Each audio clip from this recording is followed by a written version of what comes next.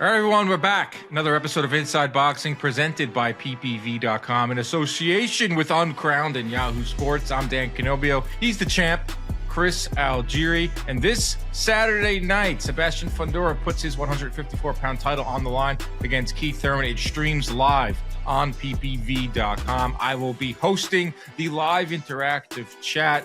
Those of you that have ordered with PPV.com know the deal by now. Great stream, no subscriptions. Stream it to every device that you have. In the live interactive chat, you'll have me in there. So if you ever wanted to pick the brain of Dan Canobio while watching a pay-per-view card, this is your chance. It's a really fun night. And PPV.com has been our proud presenting sponsor for several years now. So if you're going to order the fight, think about doing it with us. And we'll have a great night on Saturday night. Should be a fun card as we kick off the boxing schedule from here on out. The next couple of weeks, next couple of months, it's going to be a mad dash with a lot of good fights. And we will have a full breakdown of Fundora Thurman on this episode and the entire PPV.com card. Chris, we missed you on Sunday. Najee Grampus stepped in and he did a phenomenal job, but we're happy to have you back. Chris, the traveling man, coming to us from another hotel. I don't even know where he is at this point. Well, you notice the glasses. I'm now a California guy. I've been here so long. I have turned into a California guy. So now I wear sunglasses. No, it's really bright over here. You're drinking raw milk? I'm over by the water in San Pedro, just outside of LA over there. But it's really nice over here on a marina. But yeah, man, living out of a suitcase for the past 10 days, not great. But listen, gotta get those checks, bro. Gotta get those checks. The money don't make itself. 10 days on the road, living out of a suitcase, but you didn't check the bag. No check bag. That's insane. How many pairs of underwear did you pack? Under or over 10? Under. I've been washing. My hotels have laundry, so I've been washing my stuff. Yeah. So I don't have that much clothing. I don't have to, But I had to have 3 suits. It's like that's 2 suits. Excuse me. So that's the tough part. That takes up so much space and all this equipment that I have to have for our podcast. So. I have to. You love to have, right? Need to have. I love it. Of course I love it. Need to. But it needs to sound good. Yeah. Pro Box, Inside Boxing Live. Another Pro Box on Saturday night. In addition to Moses Itauma, also fighting in the afternoon. We'll talk about that as well. There's a lot to get to. A lot of news and notes before we get into the Fundora Thurman breakdown. And unfortunately, we have to start with some legislation. Inside Boxing legislation. Because the Muhammad Ali Revival Act is one step closer to becoming the law of the land. It's now headed to the Senate floor, where it is expected to pass through there and go right to the desk of Donald Trump. President Trump will most likely sign off on that. The U.S. House of Representatives voted in favor of it. This is not breaking news here. We've been talking about this for a while. So it's going to be signed into law. The boxing structure, the business structure, is going to be changed forever.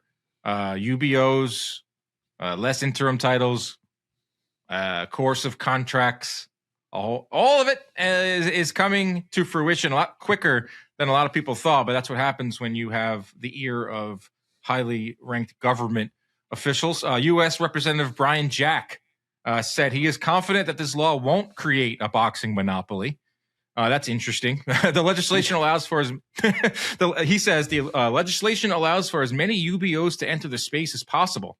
So the notion of a monopolistic, nailed that, anything refers to the one entity singularly. My hope is that you're going to see a lot of UBOs. We don't want a lot of UBOs, Chris. That means more segregation. That means more problems. That means more sides of the streets when you have more UBOs because you can't co-promote when you have your own UBO. Yeah, I wonder who got in this guy's ear and got him to push this thing through, and how the lobbying works in this country. And you said like it's amazing how fast it's been pushed through, because you have the ear of Donald Trump. That's not all you have. They have a ton of money too, and this stuff legislation costs money. Money makes the world go around. That's how you get laws put into place. So yeah, this is but this is something, again, like you said, we've been talking about this. This was inevitable. The powers that be have everything on their side to do this. They've done this before. They know how to do stuff like this. So I'm not surprised at all. The speed of which has been crazy. It's so fast. Like Zoof has been around for a year and they've already been able to change legislation. So it's pretty wild times. But yeah, I don't know how this pans out. We're literally changing the entire structure of how the sport is run. Yeah, Zuffa has been lobbying for years, going back to their existence, going back to the early 2000s in Vegas to form what is now the UFC and have it go to their benefit, which ultimately led to a monopoly, which ultimately led to antitrust lawsuits, which is what they're looking to do with the boxing paradigm. And it's interesting because you see a lot of people come out in support of it, right? You see like a Mike Tyson come out in support of it. Obviously, Dana White is in support of it. Then you see people come out in not support. That's Bob Arum. That is USA Boxing completely changing course. That is Nico Ali Walsh, the grandson of Muhammad Ali, which the law was written with him in mind, come out and say that this is not what we want. I ultimately don't, where we stand. I ultimately don't think it's a good thing. I don't think it's not. Having a UBO is a good thing. I don't think having coercive contracts for fighters is a good thing. I don't think taking rights away from fighters is a good thing. Do I think it would benefit women's boxing? Yes, because I feel like they could benefit from more of a structure where there's not as big of a talent pool and not the same financial structure. The difference between men and women's boxing is the fact that there is way more upside financially for the men, and you should not be getting money taken out of your fight purse, which is what these UBOs and what Zuffa wants. So if Zuffa gets into boxing, and for years they were talking about getting into it, right? Dana White, I'm dipping my toe in 2017. I don't want to do it. It's too many. I don't like it. It's too fucked up boxing. No, the reason why is because you couldn't rewrite the law. Like, what does it say about Zuffa? No, the reason why is because he didn't want to use his own money. The reason why that's the big. It all comes back down to money. Follow the money, Dan. But Chris, if you're getting into boxing and you have to rewrite the laws in order to get into it, what does that say about what you're building? Well, the funny thing is that they explicitly say they're coming to take over. They're coming to make a monopoly, and right. So let's change the rules so it's not what we're doing is not actually illegal. I mean, it's so on the nose. It's wild that people won't see that. It's so obvious. Some fighters will benefit from it. This is something we've talked about on past shows, like the guys that are signed to Zuffa, the Julian Hammerhands, the low-level guys that are going to work their way up, who don't really have a platform, don't really have a performance institute, don't have some of the health benefits and all that. Yes, I agree. Like that's something that Dana White has been saying since day one is, hey, guys, we're not rewriting anything. We're just giving you an option. We're just giving you an option. You're going to have a UBO structure, the Revival Act, which they named it, which is a very smart name because when you think revival, you think you're fixing something and you're making it better. So Dana White is out there saying, you know what, like this is going to be a good thing. Like if you're a fighter, now you have a choice. It just gives you more options. And to be honest, not to throw under the bus here, but I can't believe that some respected boxing media like Dan Rafael is kind of regurgitating some of Dana White and Zuffa's talking points by saying that you don't have to sign with Zuffa if you're a boxer. There's nothing out there saying a gun to your head that you have to sign with Zuffa. No, but you know what it is, Chris? If Zuffa has their way in the next 10, 20 years, however many years, this will be the only law. This will be the law of the land. There will be no options. There will be no other promotions. You will have to sign with Zuffa and follow their rules. That's why I didn't quite understand some of the media members out there that are saying that this isn't that big of a deal. Yeah, I was thinking that myself. Like, I'm like, how much is this really going to matter? And it's hard to say because we're entering a whole new world. But also, if this rule is changed, and there's the you can do the old one. If the promoter can use the new one, why wouldn't he? Because promoters, they I know these guys are coming out and for it, but at the end of the day, whatever serves them is the way they're gonna operate. So if there's a loophole, because promoters they didn't like the Muhammad Ali Act either. They want to be coercive. They want to be dominant. They want to be able to force fighters to take what they take, in terms of the pay. So that's what scares me, because I'm not so sure Zuffa is going to completely take over the way they are intending to, especially with all these new deals that are being placed with the networks. But in terms of what this is going to do, even for the old guard, the other promoters and their ability to take advantage and exploit fighters, which has always been the case, they're not gonna skip a beat on that either. So that's what scares me. It's very, very dangerous all around. Yeah, you think like what's stopping like a Matchroom? I'm not saying this, but what's stopping a Matchroom from forming their own UBO? Right, Bob. Top Rank, Golden Boy. I mean, I don't all think these, they will though. I don't know. Not right away because they want to work. Not with right away. They got to save face. Yeah, you got to save face. Yeah, and they also want to be they want to draw a line in the sand and say, listen, we're traditional. And I heard you mention like what's going on with the networks, and I think that's a huge thing. Like Golden Boy, Top Rank going to DAZN. And now a whole different tune that you're hearing from DAZN. They're putting more emphasis on North American fights. They want to put on 50 to 52 marquee fights a year. I'm pretty sure there's 52 weeks in a year. So that would be every Saturday night. They want to put on a really good boxing event. And I think they want to get away from Turkey. I think they want to get away from that paradigm. I honestly think that we're seeing like a Zuffa versus the rest of them, like we thought would happen. And that's what's happening with this DAZN. This is all speculation. It's just how I'm reading the tea leaves. And how you're reading the room too, right? Yeah, I do. I think there is.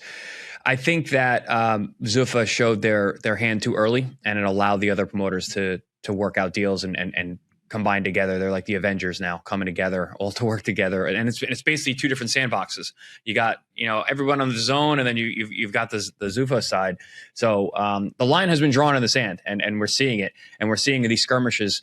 But I think these skirmishes are starting to turn into like all out war because the lines have been drawn, like I said. Mm-hmm. Heading over to some similar news, Joy Opetaia officially stripped by the IBF of his cruiserweight title. He keeps his ring belt. He keeps his Zuffa belt. And is the Ring Magazine belt next for Joy Opetaia in terms of getting stripped? If you go to Ring Magazine's website, if you look up their rules, you must fight a top 5 opponent within a 2-year span. It's one of the many rule sets they have in terms of getting stripped. You can't do PEDs. You can't be out for more than a year. There are several criteria when it comes to getting stripped of the Ring Magazine belt. And the reason I bring this up is because the Ring Magazine belt is coming more in focus now. People are looking at that as the end-all be-all, or at least Ring Magazine wants it to be that. Fans are saying, you know what, screw the WBC. The Ring Magazine belt is the one that matters. But unless they enforce their rules and unless they make the right fights, and they can't even mandate fights, is another reason why I'm not 100% sold on Ring Magazine. If they can't enforce the rules, they're no different than the WBA. No different than the IBF. It's actually weaker. They don't enforce any of the rules. They're definitely not going to strip Jai. The rules are fugazi. It doesn't matter. They do what they want. It's a trophy. It's not a real belt. So that's why there's no teeth. You can't enforce rank. The people to fight each other. You basically are fighting to keep it. You have to follow their rules. They can't mandate it unless they change that, which. Listen, they're changing the legal framework of the sport, so it's very possible. But they're definitely not going to strip Jai. Jai, I've said time and time again, he is the tip of the spear for these guys. That's their big first signing. He is a world champion. And I remember I was talking about skirmishes, and this is why I said this, because it was going to segue right into this Jai Opetaia thing. There is all-out war declared now between Zuffa and the IBF. Like that, they're not skirmishing anymore. They were skirmishing up until this point. Now it's an all-out war, and you're going to see lawsuits. You're going to see back and forth. IBF is standing on business, which is what they always do. They are the governing body that actually does do that. They will strip you. They will enforce mandatories. They will do things like this, draw a line in the sand, and actually hurt themselves in order to stand on their ethics. So very interesting to see how that's going to play out. But yeah, all-out war has been declared. The governing bodies in Zuffa are now head-to-head in a conflict. And when you say IBF, they're just the first one. Like this was a trial run. This was Jai Opetaia is a pawn, for lack of a better term. He's the guinea pig here. He's the cruiserweight champion of the sanctioning bodies that was signed by Zuffa. That whole thing played out like it did. It was messy, and he ultimately gets stripped of it. And I don't blame the IBF. They have rules, and like you said, they stick by him, and it's amazing. The reason why I believe they're so strict is when the FBI starts investigating your company like they did 10, 15 years ago, then you're going to have to start. Remember when the WBA was almost in trouble a few years ago with all their, 5 different belts? And the one part of the Ali Act, Revival Act that I like is they're going to get rid of interim belts. There are good parts about it. I do like that as well. Less belts is good, but UBOs just seems like there's going to make more belts. But just the one belt idea or the one promotion idea that is what the UFC model is. It's very scary. It's very scary. And fighters now have very little to stand on when they have to fight back, and they have to fight back as a promoter. I'm a fighter who famously had to actually push back on my promoters and actually use the Muhammad Ali Act with some kind of grounds to be able to actually bring legal action against my promoter because I felt like I was being exploited. So it has worked in the past, but one of the things that I've always said about the Muhammad Ali Act, the original one from the 2000 from John McCain, it didn't have any teeth either, but it gave you something to bring to the table. Something to bring to the table to fight back. Now that's gone. There's nothing to fight now. If you look at these contracts that they're allowed, and you have seen the Zuffish contract, have you not?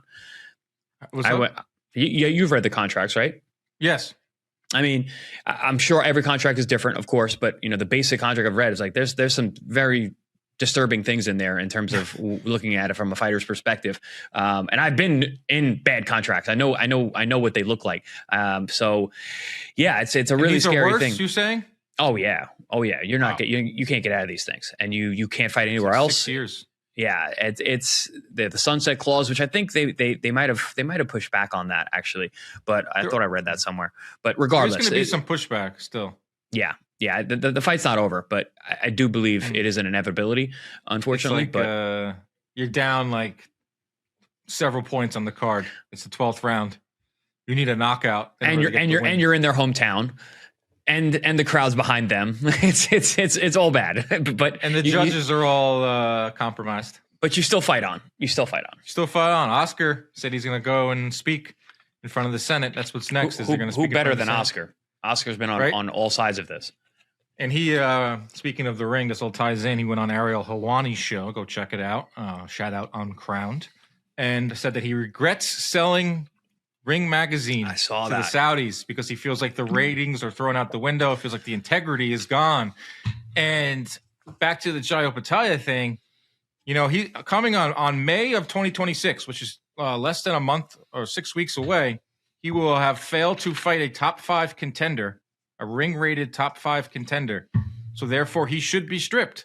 Put this on Twitter, and everyone came out and started tagging Dougie Fisher, started tagging Adam Abramowitz, started tagging The Ring. Hey, guys, can we get a ruling on this? Dan brings up a good point. What's the deal with Opetaia? Is he going to get stripped? And I shout out to Dougie Fisher. He actually answered it and gave a very insightful answer. He said it's in discussions. He said, where is it? I have it right here. He said, we have a ring ratings panel of more than 20 media members worldwide to discuss the debate on given the rules. He also said that there are some that are leaning on stripping him. Dougie doesn't believe they should strip him. And their reasoning is because that he is widely looked at as one of the most ducked fighters at cruiserweight. Like they tried to make fights with Zurdo. They tried to make fights with other top 5 fighters rated by the Ring, and they fell through. So therefore, it is a special case, and we have to use some discretion. What are your thoughts on that? I call bullshit. Ducked. It's the cruiserweight division. Everybody wants to fight everybody. You got to fight everybody. How do you prove that? You can't. That's why. It's like when you say I have a back injury. Well, you can't prove it. But so you say it because it'll work. But yeah, no, he ducked in this day and age where guys are actually fighting each other, and the cruiserweight division, there's not a lot of money, so people have to fight. It is a weak division in terms of the population, how the talent pool rather. But they're not going to strip him. And if that tells you right there, they're not going to strip him.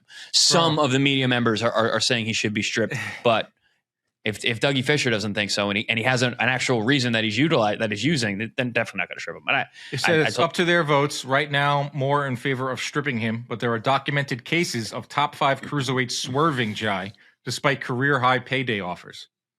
I'm not in favor of stripping him. Once again, how do you prove that? Are we pulling up paperwork from Zurdo Ramirez? I'm swerving.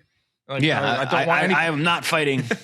I want no part of that man. Signed Zurdo Ramirez. No. No, he's way too good. Yeah. And if you go back even further, Breedis in 2024, this is the rematch. He wasn't even ranked in the top 5. So we're going on 3+ years of Opetaia not fighting top 5.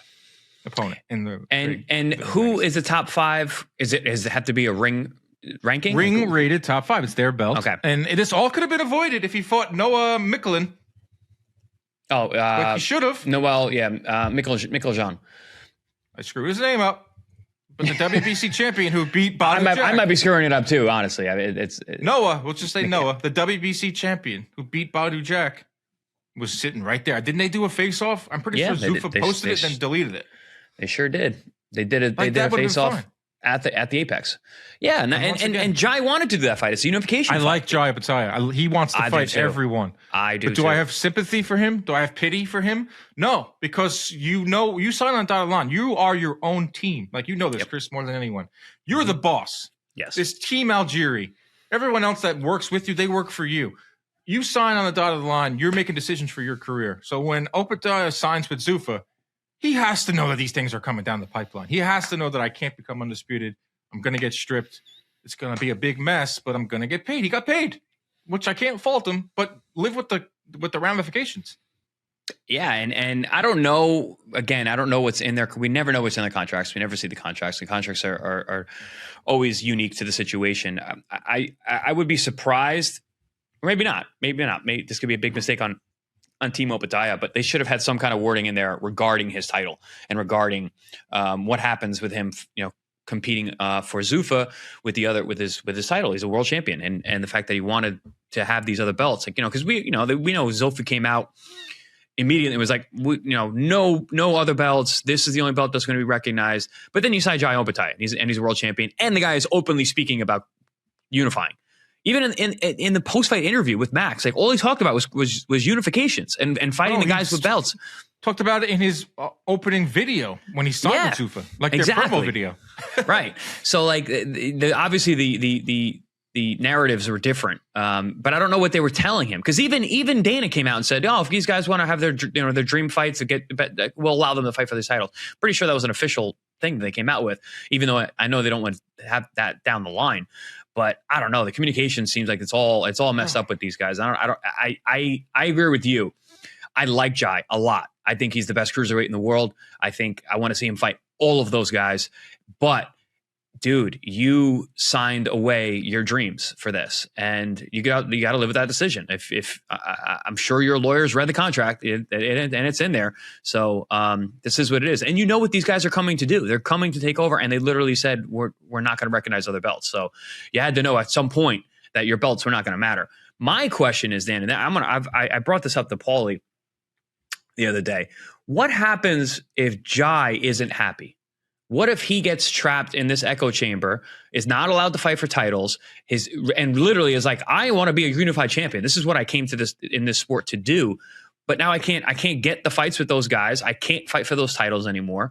What if he starts getting vocal about being unhappy when he is, like I've said, the tip of the spear for Zuffa? Biggest signing, huge signing, great fighter. And if he sit there and goes, guys, I'm stuck on an island by myself over here, I want out. That's a major blow. Will he do that? He doesn't seem like he has that in his makeup, but we haven't seen him pushed this far, and we haven't seen him in a situation like this. Stripped again. Second time stripped by the IBF. What is he, like, approaching 30? Like, he's in his prime. I think he's actually 30. In his prime money-making, in his prime physical. Like, there's fights right there. If he goes out and fights Noah, WBC champ, next, he should. They should just do that next. Yeah. And like, yeah, okay, the IBF's on the line, but okay, but in your, like, if you don't need the belts, this could be the whole argument of you don't need belts to define a fighter. Then fight the winner of Zurdo Benavidez, and then you are quote unquote undisputed. Mm-hmm. But if they're gonna if they're gonna put another Glanton out there, who he came ranked 14 by the IBF the week of the fight or right beforehand in order it to be a voluntary defense, and I think they're realizing traversing this sport's a lot harder than they expected. Being able to make these fights. Growing pains. Yeah. And I think, like they tried it. They did the Michelion and Jai Opetaia face off, and then they brought it down. Like they obviously couldn't come to a deal for that fight. And they used WBC was probably like, they famously have been beefing with Zuffa more than IBF. Yes. WBC, Mauricio was probably like, no way in hell this fight's happening. Or if it does happen, I'm in the ring. I'm everywhere. That's probably what Daryl. that probably was what would happen, actually. Yeah, because Daryl Peoples doesn't really do a lot of media. No, Mauricio Suleiman is like WBC is the most marketed governing body for sure, and the most visible, the most forefront. And Mauricio does like to put himself out there, obviously, and a lot of the other governing bodies don't do that. They kind of go behind closed doors. IBF is the one that actually stands on its ethics and its business, and will enforce things. WBC, they do bend quite a bit, and they will. But our friends at WBO have been locked in. Gustavo, my guy. Yeah, that's listener of the pod. They're great. Obviously, they're trying to do the right thing. That's the title that I won. And listen, I've always thought that they were very even keeled, more so than a lot of the other promotions. WBA too, they do some funky things. Way too many belts. But the WBO, I'm partial to it, obviously, because it's the belt that I have. But that's I think they stick to it. They're middle of the road. They're trying to do the right thing, which isn't always obvious in this sport. But I don't know, man. This is something that I think is going to be unfolding for a while. But this is like the first rockets have been fired, and there is an all out war now with these two, between the governing bodies and Zuffa. So, did you see the WBC invited Zurdo and Benavidez out to Mexico? They did a big face-off. They did a big ceremony, and I'm watching it, and I'm looking at it. I'm like, oh, cool. And it didn't like check into me, or didn't what's the word I'm looking for? It didn't dawn on me that the WBC is not involved with this fight because. Oh, right. Yes. So then, like, it was a whole big spiel to say that we're making our commemorative belt. Since it's two Mexicans fighting, and WBC has to get involved somehow, so they fly them out to Mexico, do this whole big thing. And didn't one of the oh, sorry, go ahead. The WBA and the WBO said if they don't remove themselves, WBC, from this fight, we are not sanctioning it. Of course, the WBA has backtracked. WBO is locked in still. So unless the WBC wants to make a weird belt to some nonsense. That's just hilarious. I was thinking about this, Dan, and when I first saw that, I was like, look, there's the WBC wedging themselves in again. That's what they want to do. And listen, I get it. You got two Mexicans fighting. WBC is worldly recognized as the great Mexican champions. It's not your belt. Champion. Exactly. But Benavidez is still the 175-pound WBC champion, so that could be one of those situations like we saw with Shakur. You got to pay that insurance. That's what Mauricio. Actually, it wasn't even Mauricio who said that. It was Samson Lekowitz. He explained what that fee was about, and he called it insurance policy. So if you go up a weight class, you just pay this portion, which is less than you normally would pay for a sanctioned fight, and that's an insurance that if you go up in weight and you fight there for another title and against another champion, and even if you get knocked out, if you lose, whatever, you're still the champion if you come back, as long as you paid that sanction. Isn't that what Shakur would refuse to pay? Correct. But it was interesting to hear Samson explain it, because he's a brilliant guy. The way that he explained it as an insurance policy, I was like, that makes a lot more sense. That's interesting. I think the problem with Shakur and them was much more of a communication issue, because it seems like you can push back on how much you pay and just pay a smaller fee and go from there, or negotiate. Yeah. They just didn't do that. But so that was the only thing I would say about this current situation. But it is interesting that you're seeing the WBA and the WBO, specifically the WBO, sticking to their guns on this and being like, well, then we're not going to sanction the fight. So hopefully now we've got them warring. We've got not only Zuffa and IBF, and now you've got the WBO and WBC warring. Hopefully they come to a resolution, because I do want those titles on the line, the legit titles on the line for that cruiserweight fight. Before we get into Fundora, Thurman, some good news. Isis Sio out of the hospital. Was in a coma after that fight with Jocelyn Camarillo, which was on Pro Box last weekend. Was some bad news that turned into some better news. I think she's released from the hospital now. Yep. That's what she's talking. She's released from the hospital, which is amazing. Medically induced coma following the knockout loss. So she got knocked out last Saturday on a Pro Box undercard, the opening fight of the night. First round knockout right at the end of the round. Gets clipped with some good body shots, froze her, and she got hit with like 3 or 4 big shots and went down completely unconscious and couldn't revive her. She actually had a little bit of a seizure as they were taking her out of the ring. It was very, very scary. That was not shown on Pro Box, but we got to see it live. And then she was in a medically induced coma for a number of days. But it's amazing for her to have made a recovery and actually released less than a week later from being in a coma to being able to be home is an amazing thing. So thoughts and prayers out to her. She's a very sweet girl. Got to interview her for the fighter meetings. North Dakota, I believe she's from.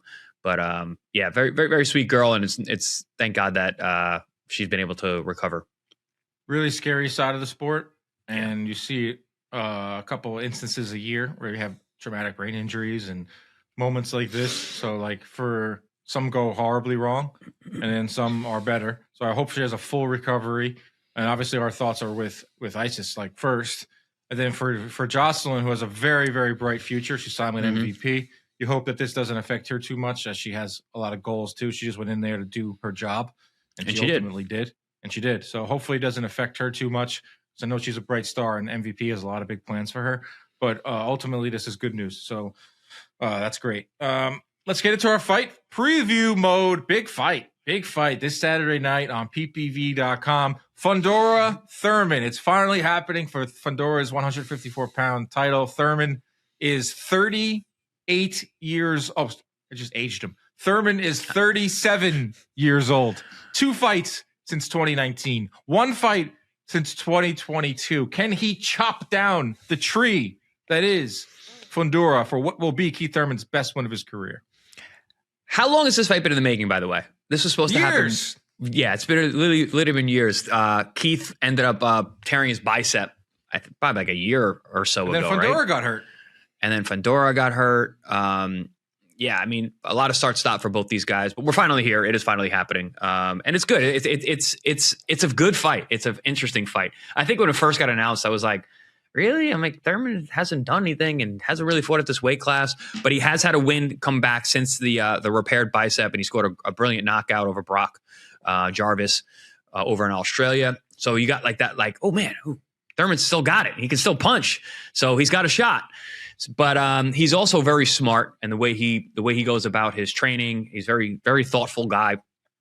Strategically, I could see how Keith could figure out a way, because it's so hard to forget Brian Mendoza knocking Fundora's head off a couple of years ago. Like, just brilliant knockout, just staying in the pocket and just trading with him and put him down. Because that's the thing. Fundora stays in the pocket, dude. He's 6'6", but he fights you on the inside. And there's going to be opportunities for Keith with the overhand rights and the leaping left hooks that he could find a home. And he's apparently Fundora's not hard to find. Zoo hit him with huge shots in that second fight. He just didn't have enough firepower to stop him. So Keith has a real chance in this fight. I know he's probably a big underdog. What's the line? Do you know? Yeah, according to DraftKings, Keith Thurman is a plus 280 underdog. Fundora is the minus 380 favorite. Thurman by stoppage plus 650. Whoa! That's the only path I got see my bet. Thurman. You got my bet. That's the only path I see Keith winning this fight is catching him like a Mendoza moment. And you got to remember, Mendoza was down on the cards. Fundora was boxing beautifully in that fight. Yeah. And all of a sudden he gets hit, and he does get hit a lot. Timber is correct. Opponents land 38% of their total shots on Fundora, 43% power. Wow. That is a huge, huge number.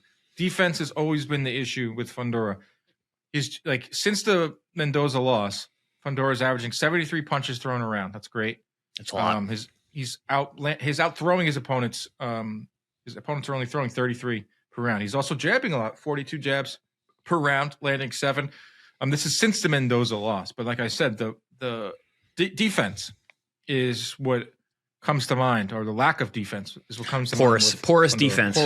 Which is strange for high level fighters. Generally, it's the defense is what separates the champions from everybody else, or the best fighters around.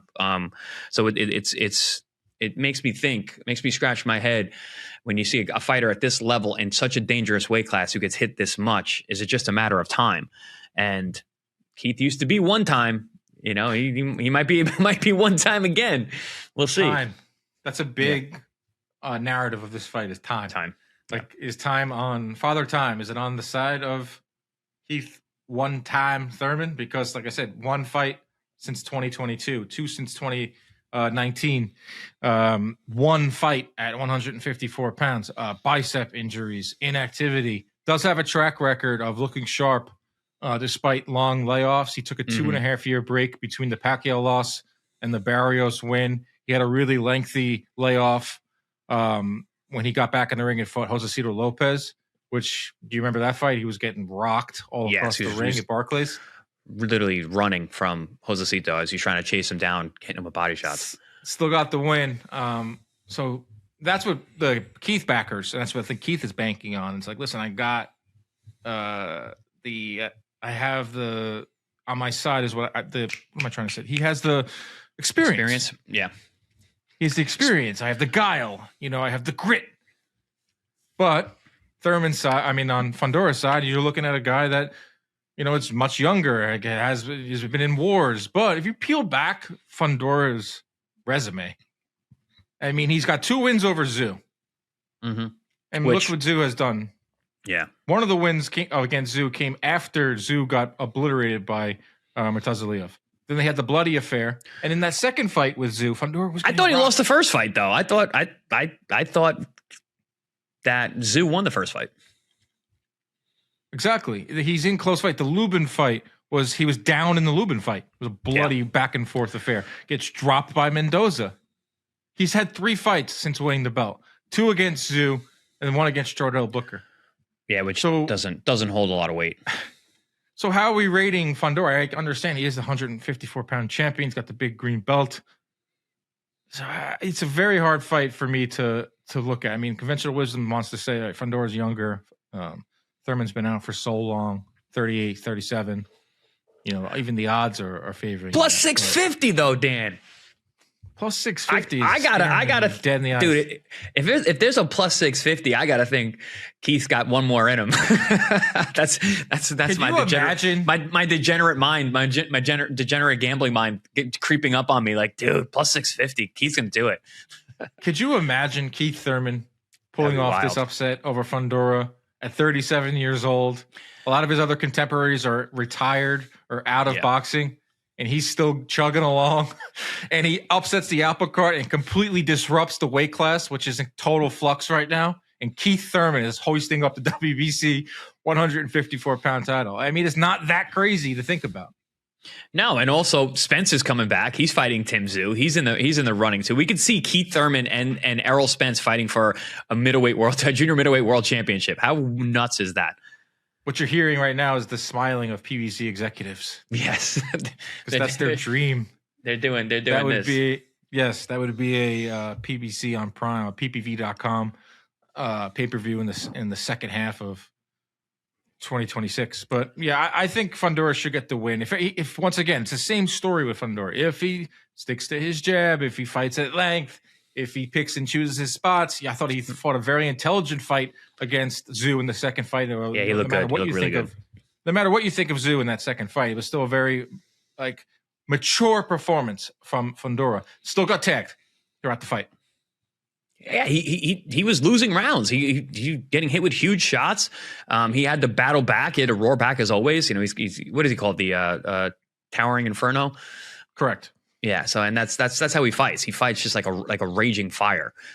He gets hit, he gets clipped, he gets hurt, he goes down, but he's got a big heart. And even in the Mendoza fight, he was trying to get back up because he was winning the fight. He's a tough guy to deal with because of the size, but also the grit. Tszyu really got beat by that. Tszyu had a really good round, and then Fundora came right back, and then Tszyu was like, "All right, that was my last hurrah. This guy's got too much juice." So, yeah, conventional wisdom. It's hard to see how Keith beats this kid, but at the same time, like I can see how he would. And is he going to throw with him? He's got to. You got to throw that overhand right because he is open for everything. But the problem is Thurman has had trouble with body punchers. He got hurt really bad by Collazo. He got hurt by Josecito. He got hurt by Manny Pacquiao, all to the body, visibly hurt to the body. And Fundora is an excellent body puncher. He throws in with you. And that's the thing. You're going to take a lot of risks with Fundora because you got to punch with him. But, he's got heavy hands too. And he throws a lot of punches. So there's going to be opportunities. But does Keith have the world-class power at 54? because even at the high class level at 147, he wasn't knocking, the top flight guys out. So does he have the power at 54 to get rid of a true 54 pounder? That's really going to be the question, because he's going to land. Yeah. Keith is going to land. Yeah. He's going to land some shots, but Jarvis fight, that was a guy that was fighting at lightweight a few years ago.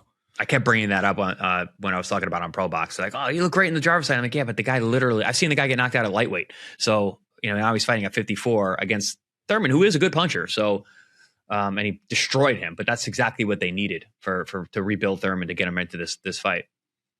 I love to play the what if game. And you could do a lot of what ifs with these two guys, because what if Thurman didn't get hurt in March of 2024 when he was scheduled to fight Zoo? So then Fundora steps in, who was scheduled to fight Boachuk.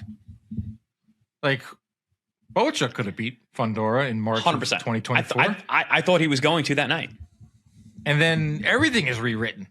And Fundora is not the unified champion. He ultimately gave up the WBO belt, which I thought was a mistake, but he was told to do that. The what ifs are crazy. And like now Thurman 2 years later is right in this position. It's wild. And you bring up Spence too. It's like Spence and Thurman have a long time beef. There's a reason why they never fought at 147. It's mostly because Errol Spence he said he just didn't want to give the opportunity to Thurman. That's such a crazy, like him. It's such a crazy thing to do. I don't like you, so you're not going to get the opportunity. He's like, he's corny. I remember doing interviews with Spence. He's corny. I remember being at the 2018 Showtime Up Front, which was a really cool event at Cipriani's in the city. It was like a big, like everyone was wearing suits, and like this was when U.S. boxing was maybe peaking, and all the PBC fighters were there in suits, and it was to roll out the whole schedule for the year for Showtime. And I had just started doing this media stuff. I went with my dad. My dad was my cameraman. Shout out Bob Canobio, CEO of CompuBox, willing to hold the camera for me. And I remember interviewing Spence, and Thurman walks by, and Thurman's got the belt because he was the champ at 147. And I'm not sure if Spence had a belt at that point. He might have been just about to win the IBF. I think he had already beat Kell Brook. Yeah, I think he wanted what Thurman had. Yes. And Thurman's walking around with he's feeling good, Thurman. He hadn't lost yet. He hadn't even face pack. Yeah, he's riding high, Keith Thurman. And I just see Spence is just throwing like death stares at him. And he's like, you could just see him mouthing like, I fucking hate this guy. And he just never wanted to fight him to this day. And I would love to see, part of me would love to see Thurman win the fight and then Spence win the fight. And then if that would be like going in a time, like a space, like a time capsule or like a hot tub time machine. Yeah, a hot tub time machine to go back to 2018 when that fight would have been great. I got to post that. Yeah, that's what's on the line here too. And it's like you just think of Spence, but you think of what's going on at 154. This Zayas Boots fight, I'm hearing like it's almost done. I've been hearing that too, but I thought that maybe because De La Hoya signed the new deal with DAZN, that might reinvigorate discussions with the Virgil fight. But that's also, I think, me just being like, I want that fight so bad that I'm being hopeful. But I don't know, because there's so many moving parts to this discussion, and I'm flabbergasted that Top Rank is moving forward with the Boots fight for Zayas. I mean, that doesn't make any sense. Conventional wisdom would tell you as a boxing fan to be he's 23 years old. Yeah. No. You're gonna go put him in with that's 100% possible, because I've talked to Xander about this, not this fight in particular, but he said he wanted Fundora like 2 years ago. He's like, I see something. I see where I can beat him. So he's very confident in his skills. The kid's awesome, and he's getting better all the time. So maybe he does see something, but honestly, that's a tough fight for Boots too. I know Boots is fantastic, and his backers, say that he's the best around, but Xander's a tough out for anybody at 54. He's really big. He's got good legs. He's got a great gas tank. He boxes from the outside. I've never really had to see Boots like have to walk a guy down and get to a guy who has that much physical advantages over him. Karen, 2 fights, the 24 rounds Boots had with Karen at 147 is what people are looking at and saying, look what Zayas is a better version of Karen. He's bigger. maybe not as hard of a puncher, but if Boots might have some issues, but he's bigger. He might not be as hard of a puncher, but he's a weight class above, if not more. Xander's a huge 54 pounder. I know Boots is too, but Karen was a regular size 47 pounder, and he showed his physicality. I love the fight. I hope it happens. It would excite the boxing fan base. It would excite the DAZN subscribers. I think that Golden Boy signing with DAZN, you would think maybe it would invigorate the Virgil side, but I think Virgil's pretty locked into getting out of the Golden Boy contract. So I think it's more than, I think it's just at a point where it's Golden Boy and Virgil have to work that out first. I think he's locked in.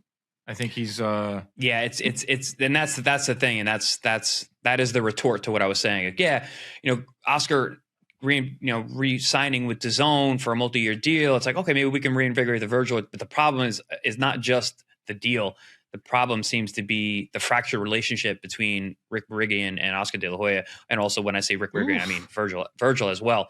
So it seems like they've gone past the business, and it's getting not that it's gotten personal, but it's like this might be a irreparable shift or rift in their relationship. Virgil Ortiz was not on the poster for the Golden Boy to DAZN. That's interesting. The Oscar pettiness. That's interesting. Is that petty? I mean, I think it would be. I don't know. I think that hurts Oscar more than anything else. Is that pettiness, or I think that actually hurts him? I took it the other way. I took it as, oh wow, maybe this is further along, Virgil getting out than I think, because he's already not being represented on the team. Because you want your roster to be as strong as possible. So you want Virgil on there. Yeah. If you're Oscar. Sure. Yeah. If Fundora wins, he should fight Virgil. There had some back and forth. I think the Ring magazine show brought it up to Fundora and was like, "Oh, Fundora should fight Virgil on the September Canelo Mexico versus the World card," and that would make sense if Boots fights Zayas in June, and then Fundora fights Virgil. If it's September, hopefully earlier than that, then you got something here. 154. Those are the four top guys. But then Keith Thurman can throw a wrench into everything, which is an absolutely wild statement that I just made. Keith Thurman is still around. In 2026. It's 2026. Keith Thurman's still around, and there's a juicy bet here. So let's have our prediction for Thurman, Fundora. I'm probably going to stick with Fundora by late TKO. I just think I'm going to throw away all the other stuff and just think about a fight. Just think about getting older. Just think about a guy that's peaking, even though he has flaws, Fundora. Too much inactivity from Thurman. Fundora, I think, is the better of the two. I like Fundora late stoppage, 10th round on. Yeah, that's the safe bet. And that's almost certainly what's going to happen. But if I were a betting man, and sometimes I am, I'm throwing money on Thurman by stoppage. Plus 650. Plus 650. It's just too juicy for me not to sprinkle. Just a sprinkle. But ultimately, I agree with you. I think it's going to be Fundora's night, and I think he is going to stop him late. 37 years old, going 12 rounds with a guy like that. And that's the thing about when you fight Fundora, you have to be switched on the entire time. He can hit you at any point because he's so long, and there's no reprieve. We saw that with Zoo. Zoo had no time to rest. Zoo would throw his combination. He would try to step out, and he's still in range. You're still in range. You're in range at all times because the guy is so tall. So at 37 years old, without having the ability to rest, and you got this guy coming on and on and on and on, he's very aggressive. It's going to be hard to see him see the final bell. But yeah, I don't know. I think it's going to be an excellent fight either way. Yeah, it's going to be a good one. Undercard, you got Yoenis Tejas, 154 pounds. He's fighting Brian Mendoza, who famously knocked out Sebastian Fundora. Mendoza's got a few losses in the last couple of years, but his game as they come. I think about his fight with Zoo, when he was that's one of the toughest, grittiest performances I've seen from a B-side in a really long time. A top name at 160, Yo-Yo Hernandez, who people are very high on, is fighting Terrell Gausha. He's a problem, right? Perennial gatekeeper, Terrell Gausha. He's fought everybody. Everybody has to get through him. Tim Tszyu did, and he actually got dropped in that fight. But yeah, he's excellent. really, really good. So I'm curious to see what he can do with a guy like a veteran like Gausha. But yeah, that's interesting. That's a good one. And then we got Elijah Garcia, who's had an up and down start to his career. I've called a bunch of his fights. I mean, he's got a knockout win over Resendiz, doesn't he? And Resendiz is a current world champion. I'm pretty sure he does. Was Elijah Garcia? I thought he was like 20-something years old. I thought maybe. I have his box rec up right here. Is it there or not? Yeah, he did beat Resendiz. You're right. I told you. I called that fight. And it was a great fight. Wow. It was a great fight. And I was like, wow, this kid. I actually DM'd him after the fight and was like, man, that was really impressive. I thought that was a pick'em fight. And, you know, he showed real class. And, yeah, he's got a win over Vidal Jr. Like, yeah, he was looking really, really good. And then he loses to Tyrone Davis, who Tyrone's good. You know, he had a really tough fight with Terrell Gausha. He's fighting Kevin Newman. That's my buddy. Yeah. I used to spar with Kevin back in Vegas like a million years ago. But okay. Yeah, Elijah Garcia, up and down. Guy's got a lot of talent, but like he's underperformed at the higher levels. But yeah, he's got a knockout win over a current world champion. Who's fighting Munguia on May 2nd card. Right. Yeah, I knew that. I called that fight. Yeah, I think Yo-Yo could make some noise at 160. Hernandez. Yes, absolutely. Especially with the landscape of 160 and the way it is. He's very good. Yes. And this guy Iglesias is really good too. He's fighting IBF title in a few weeks. Iglesias is scary. He's scary good. Adames is moving up to 168. We talked about that on the last episode, which I think is the right move. So, pretty good card. PPV.com is the place to watch it. I'll be in the live interactive chat hosting. Order it with us. Moses Itauma also in action earlier in the day versus Jermaine Franklin. Itauma is a minus 2,000 favorite according to DraftKings. The big number here, Chris, in Itauma versus Franklin is 6.5 rounds. Itauma has spent only 7 minutes and 42 seconds in the ring over his last 3 fights, 3 knockouts. Will the fight go more than 6.5 rounds? I say yes. Wow. I say yes. I think this is a really good test, a perfect fight for Itauma. And actually, I called this after Itauma's last fight. I wanted to see him in with Jermaine Franklin because of the durability, the hand speed, the endurance. And he's got grit. Jermaine Franklin's a gritty guy. He's going to try and win. I was really impressed with his performance against AJ, where he was completely outgunned, you know, in terms of firepower, but wouldn't go away. You know, took great shots. Joshua is a real puncher. Joshua jabbed a lot that night, but Jermaine was in that fight. He was throwing combinations. He was backing AJ up at times. I think he's going to push Itauma, and I think we're getting a lot of answers about what Itauma really is. Listen, if he goes out there and blows him out, which is very possible because Itauma is extremely explosive and young and comes out of the gate fast, but I do think we're actually going to get rounds, and we're gonna have to see what Itauma can do with a guy that he can't just blow out. I like the over 6.5 bet. See, it's like a no-win situation, I feel like, for Itauma. It's like we get rounds, and we're going to be like, oh, this guy, you know, he's not, is he even that good? Like, the hype is, I'm off of him. Let's pump the brakes a little bit. If it's like the 8th round, and Franklin... Well, if he blows him out, people are going to be like, oh, Jim Franklin was shot. Yeah, right. So it's like, I want to see rounds from Itauma. Same. Like, I don't want to see a quick blowout. Like, I want to see this guy. I don't think Franklin's going to push him, per se. Like, he's crafty. He's never been dropped in 149 rounds, let alone stopped. No stop. 26 fights, never. And he's fought some real punchers. Fought some real punchers. What, Joshua? And he just beat the Ukrainian champion, amateur standout, Dishko, Ivan Dishko. Yeah, Jermaine Franklin was picked for a reason. He's in there to do a job. He fought Dillian White, big puncher, Jerry Forrest, Rydell Booker. He's been in there with some names. Yeah, Dillian White's a big puncher. Big time. You might not like him as a fighter, but he can crack. Itauma, now they're saying very close to a title shot, which is like such a modern day boxing thing where if this was like the 90s, 2000s, like Itauma would be fighting 5-6 times a year, which I think he should. But since there's such a lack of heavyweights and there's such a it's so top heavy. It's like Warren is going to put him in this type of position where they're moving him like a heavyweight titleist already. 2 fights a year. But he did get hurt. He did get hurt. This fight was supposed to be a couple months back. Okay. But even if not, like the point is, he's not being moved like a phenom. That's what 10-0. Yeah, he's 13-0. But 13-0. Like, don't you agree we should see him more? And so, like, all these comparisons about young Mike Tyson. Mike had an extensive amateur background. Mike fought in the Olympic trials. So, like, when these comparisons are not correct, you cannot call him like the next Mike Tyson. Like he's not the same thing. We just don't know anything about him. Like he's doing more interviews this week because he has to. He went on Ariel's We might learn on Saturday, man. I'm telling you, Jermaine. I hope so. I want to see rounds. It's a 10-round fight, 6.5 over under. Jermaine Franklin, like I said, never been dropped. But they're looking at the Wardley Dubois winner.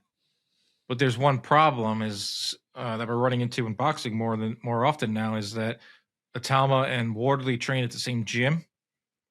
Like he stopped short of saying they're friends. They're not like Shakur Stevenson, Keyshawn Davis level friends, but he said it could get awkward. And Ben Davison doesn't have a spar for a reason. And we're teammates. Like I don't want to hear that, but like if Wardley wins, Wardley's going to be looking at Usyk. Or he could be looking at Caballero, or he could be looking at Itauma. So that's just the way Itauma's being moved right now. I'm going on record. Fuck your friends. You got to fight. all of these guys who are like, I'm not going to fight my friend. I can understand not fighting your brother, the Klitschko brothers. They're like, I'm never going to fight my brother. Understood. Friends, come on, guys. A lot of money. It's a sport. A lot of money on the line. It is a sport. Legacy's on the line. Yes, it's a fight sport. Yes, it's a combat sport. It's still a sport. You're still going to be splitting millions of dollars and titles. Fucking fight each other. Fuck your friends. Fuck your friends. Get in there and fight. Yeah, I think Itauma, push comes to shove, would fight Wardley for a title. The Keyshawn Shakur thing is just like, that's a whole nother level. We need like we need like I talked about this with Najee in the last episode, like, eventually, if they both keep winning, Shakur and Keyshawn, there's going to be a lot of pressure on both of them, and then egos get involved. Yep. One guy feels a certain way. Like Keyshawn's like, why is Shakur getting all the praise? I'm better than him. I've been getting the better of him in sparring. Says one thing on an interview. Yep. Says one thing on the line. Yeah, the competitiveness will come out of both those guys. And, if there's enough money on the line and they can just get a little jibber-jabbering back and forth, that fight happens. Too. Right. There's like a falling out between Shakur and Keyshawn, and then you have a storyline. Juicy. Yeah. You got two high performers like that, man. It's very possible that exactly what you said, the scenario you said. It's like, oh, well, why is he getting all the attention? I'm better than him. You're the best in the world. No. I'm the best in the world. These guys have freaking on stream all the time now. They have cameras in front of them 24/7. They're liable to say something stupid. This streaming world is wild, bro. Apparently I'm going to be on a stream. I was on a stream on Sunday when I did that MMA show. It was all streamers. I was calling the fights with streamers. What you say. Be careful. Yeah, I was. They were the entire time, like in the back, like in the dressing rooms. I was like, I'm gonna get changed. Can you get your damn cameras out of here? Chris is taking a piss. Let's get this. Yeah, like you really got to be careful what you say. Like I was giving my phone number to one of the guys because he was gonna come down to the fight on ProBox, and he's a streamer, and he was like, yeah, but let's wait till we get off her stream. And I was like, good eye, dude. My phone would have been out. We would have been out there. My phone number would have been right now. Just out there. Yeah, it's the Truman Show. We live in the Truman Show. We're constantly freaky movie, bro. Great movie. Anyway, that's a good movie. We should do movie recs on our show, on our episodes. Truman Show. If you haven't watched it, guys, go watch it. For all the young heads who watch our show, and maybe aren't into the movies the way that they aren't cinephiles. Go watch Truman Show. That's a wild one. I think a lot of people have seen it, but if you haven't, we have some young listeners. Maybe they haven't. Yeah, the demographic at our fight party was pretty young. I was pretty cool. It was a lot of. I like that. I like that a lot. Big fight weekend. We'll be back Sunday to recap it all. Fundora Thurman recap, Itauma recap, and any other news and notes. Pro Box recap. A lot of boxing from here on out. And Brian Acosta and Ronnie Rios. It's a loser leaves town type of fight. Both guys coming off losses. Both guys coming off knockout losses. Ronnie Rios lost to Nick Ball. He got stopped in, I think, 10 or 11 rounds. And then Brian Acosta got completely shut out and destroyed by Suleiman Sagawa in his last fight. This is a must win for both guys.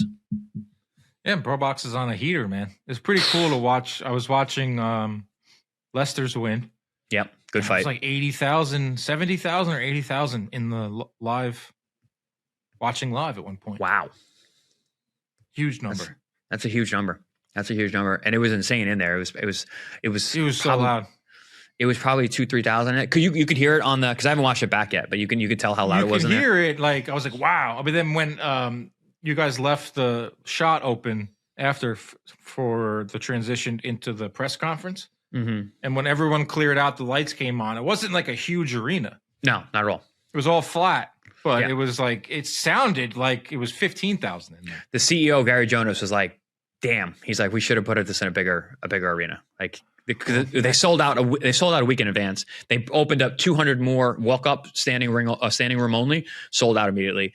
He was like, "Damn, we're actually selling places out now. We gotta." What are they thinking next for Lester?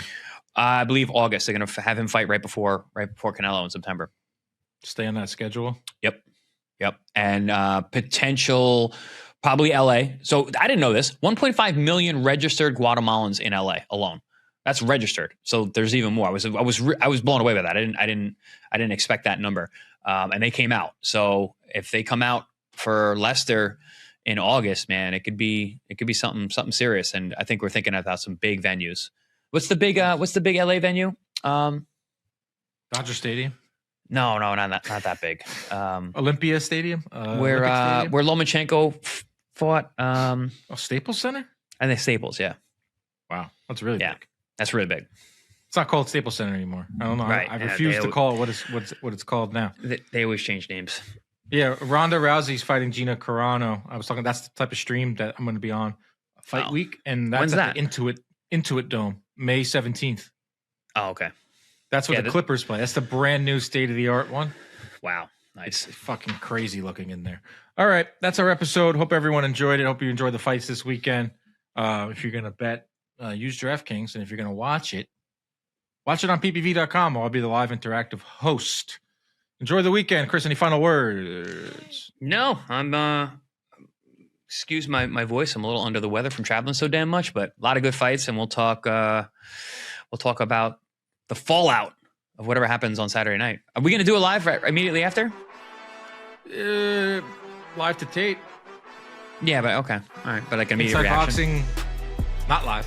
Because I'll probably be still at the venue for Pro Box. We'll figure it out. Yeah, all right. All right, everyone. Enjoy the weekend. Protect yourselves at all time. Keep your hands up all the time. Stay out of those DMs. Yeah.